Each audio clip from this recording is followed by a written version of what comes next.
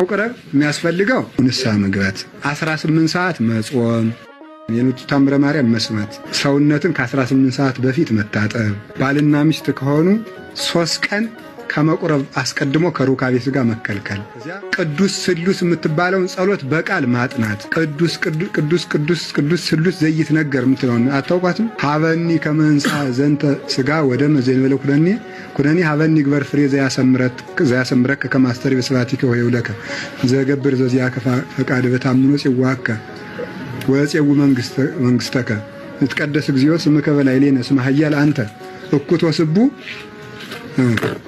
ወለከ ስብሐት ለዓለም ዓለም ይችን በቃል ማጥናት ይችን በቃል አጥንታችሁ በቃል አጥንቶ ይችን ሥጋውን ከቄሱ ተቀብሎ ደሙን ለቀመቀበል ወደ ዲያቆኑ ሲሄዱ ይችን በህሊና እየጸለዩ መሄድ ይገባል ማለት ነው።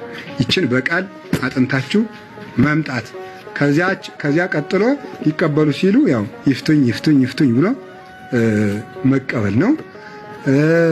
እንደገና ስንቀበል በመላስ አዛውረን በጉሮሯችን እንላካዋለን እንጂ በጥርስ አይወጋም። እየሰማችሁ ነው አይደለም? በመላስ ዘወር ተደርጎ ወደ ውስጥ ነው የምንላከው እንጂ በጥርስ አይወጋም ማለት ነው።